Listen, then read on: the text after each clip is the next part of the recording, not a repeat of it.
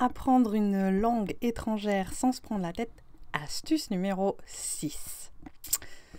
Alors, bien sûr, enfin peut-être, moi je le fais pas, mais peut-être que vous avez l'habitude de faire votre petit temps de langue étrangère sur votre téléphone portable, dans les transports en commun, etc. Donc ce n'est pas de ce moment-là que je vais parler là maintenant. C'est plutôt quand vous le faites chez vous, tranquillement. Ou en tout cas quand vous prenez vraiment un temps pour vous poser, pour vous plonger dedans. Ce que je vous conseille aussi de faire, hein, c'est bien de faire comme ça vite fait, mais c'est bien d'avoir un moment où l'attention ne va pas être à autre chose. Quand vous êtes dans les transports en commun, il ne faut pas faire n'importe quoi, il ne faut pas traverser la rue, enfin là vous n'êtes plus dans les transports, d'accord, mais bon, bref. Vous devez faire attention à quelle station vous devez descendre, etc. Donc, quand vous êtes dans un moment à peu près tranquille, voilà, et que vous allez faire une bonne séance où vous allez vous plonger dedans, ce qui ne veut pas dire se prendre la tête, hein, mais se plonger dedans. Prenez par exemple une tisane bien chaude. C'est l'astuce numéro 6. Ça peut être un petit café, ça peut être complètement autre chose, ce que vous voulez. Quelque chose d'un petit peu confortable. Pourquoi ? Tout simplement parce que si c'est un moment chaleureux, si c'est un moment agréable, eh bien tout l'organisme va avoir envie d'y retourner. Et ça va éviter les abandons. Donc ça c'est une partie un peu plus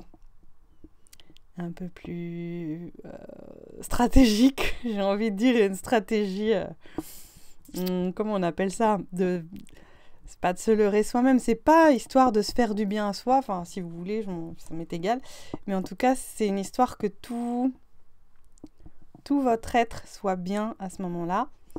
On a assez de moments en fait dans la vie où on doit gérer tout un tas de choses qui sont plus ou moins agressives ou qui sont plus ou moins exigeantes, donc c'est bien par moment d'organiser des moments où le corps n'est pas en train de lutter. Voilà. Donc ça veut dire aussi prenez le temps peut-être de les respirer dehors avant parce que l'oxygène c'est excellent pour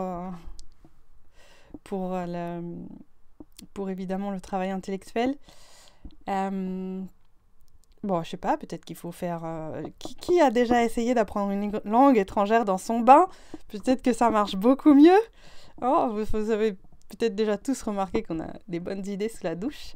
Et on a aussi des bonnes idées en allant marcher, etc. Voilà, donc moi je vous conseille la petite tisane. Oups, voilà. Je sais pas à quoi. En tout cas, c'est le truc qui... J'ai du coup... Tout mon organisme a pris l'habitude, à partir du moment où il y a cette petite tisane, il y a quelque chose qui se détend et qui est disponible du coup pour un nouvel apprentissage. Voilà. Bon, ça c'était juste une astuce pour faire un petit mieux, mais en fait c'est tous ces petits mieux qui vont faire qu'au final, au lieu de mettre 3 ans à apprendre une langue, vous allez mettre que quelques mois. Voilà. Eh bien, posez toutes vos questions dans les commentaires. Si vous aussi, vous avez des petites astuces confort, puisque c'est la grande mode de sortir de sa zone de confort. Mais bon, des fois, moi, je trouve que c'est bien aussi de la connaître, sa propre zone de confort. Et je la trouve la vie plutôt assez inconfortable.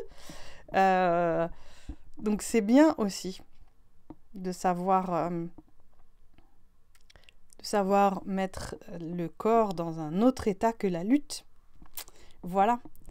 Ça veut pas dire s'affaler dans son canapé, hein, parce que je suis désolée, mais en fait, si vous vous affalez sur vous-même, vous facilitez pas du tout l'apprentissage. Votre colonne vertébrale, les poumons, tout ça, c'est complètement comprimé. Et même si vous avez l'impression de mieux apprendre sur le moment, non. Alors, la tisane, oui, pas trop chaude, pas trop froide, doucement, à boire doucement. Et la colonne vertébrale, on ne s'écrase pas la colonne vertébrale, surtout pas. À bientôt dans la prochaine vidéo et n'oubliez pas, posez vos questions en commentaire.